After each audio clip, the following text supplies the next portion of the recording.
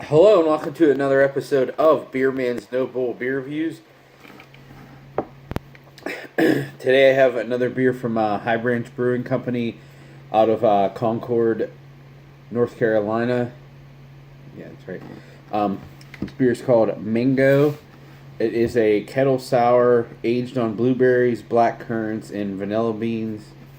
It is 5.0 ABV. I've been hearing that this is pretty vanilla forward, so I'm kind of worried about that.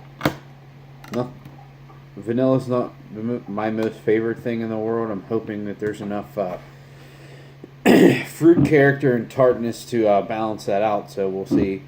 But just looking at the top of the can, it looks like a really nice color.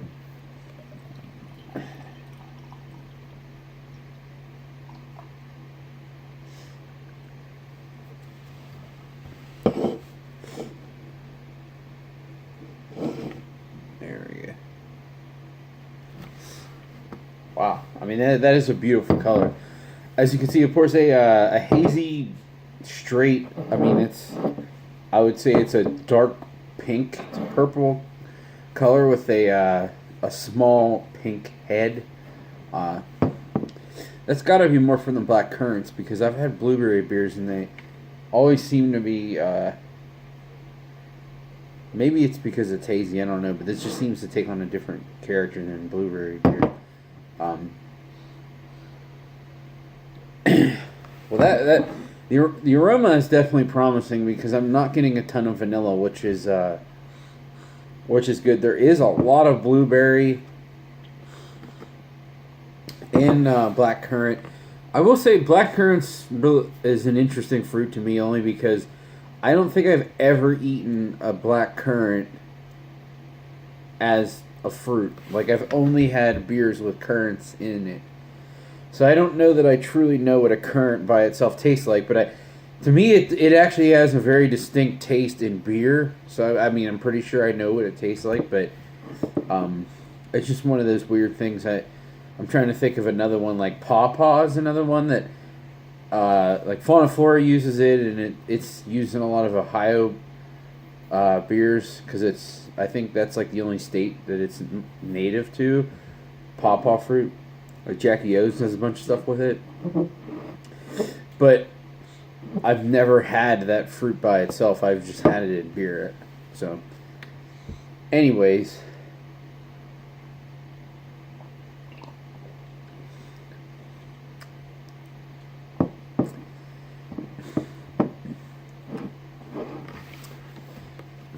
Well, they weren't lying.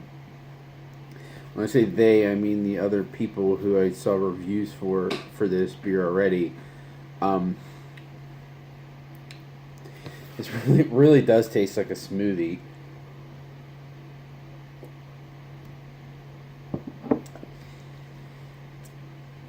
I mean, it's big blueberry and black currant as the first flavor, but there's this sweetness from the vanilla, and then the actual vanilla flavor itself. There's a little bit of tartness. I'm assuming is from the kettle sour, because blueberries themselves aren't generally very tart. Black currants, as far as I know, are not tart at all. They're like a sweeter fruit. And then there's actually like a little bit of a grainy finish that still, makes it kind of taste like beer.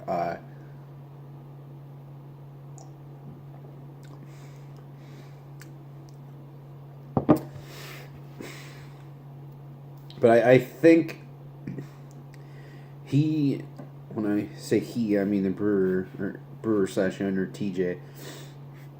He really nailed this one with a great balance between the fruit and the vanilla. Neither one is dominant. To me, the vanilla just acts more as a balancing act rather than being like necessarily a big flavor. The fruit is the stronger flavor of the two, but the vanilla is definitely there for sure. But I mean, basically, it's what makes it taste like a milkshake or a smoothie versus just a sour fruit beer. So like when you drink a milkshake that's flavored, I don't know that it usually there's vanilla in it or vanilla ice cream at least, but it doesn't necessarily taste like vanilla. It's just it doesn't just taste like that fruit. Those two things just blend together, and that's really what's happening here. And like I'll say it again, that's a beautiful looking beer. But it still has a slight underlying taste of beer, of that grainy kettle sour base, which I appreciate because it's still not quite to the level of the answer, which to me is just too much it's just too much fruit. And then I heard comparisons of this to Burley Oak Dream series. I haven't had any of those, so I don't know. But I mean, I would say just by the color of it, I mean that's what there's. It's very vibrant like that.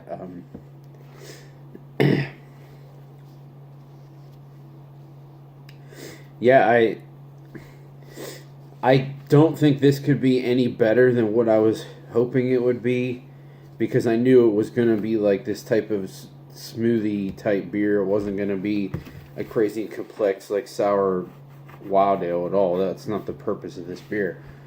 So for what it's supposed to be, I think it's perfect. But so I would say this is definitely a buy. I think this was $18 for a 4-pack. I know that sounds kind of expensive, but I know based on how they price their other stuff, that's legitimate based on the ingredients that went into this. I know they're not trying to price gouge because everything they do is pretty reasonably priced. Now I kind of wish I got a second 4-pack of this because it is really refreshing. I'll say that much at least. And then the biggest point is that it's balanced. That's what makes it really good. It's not too fruity, not too much vanilla. Just a nice balance. Yeah.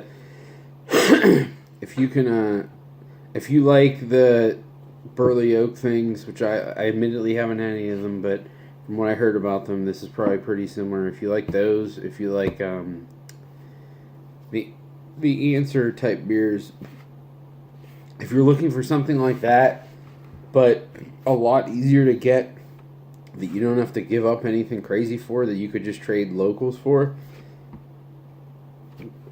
try to get this, because it's definitely in that realm. It's really, really good. And again, I heard they still had some today. I'm guessing it sold out today, but it might not have, so I'm going to check, and if there's still some tomorrow, I might run out there and get some. So anyways, that's pretty much all I got on this guy. Another great beer from High Branch. Please like, comment, subscribe. Let me know what you think, and I look forward to doing the next one. Thanks.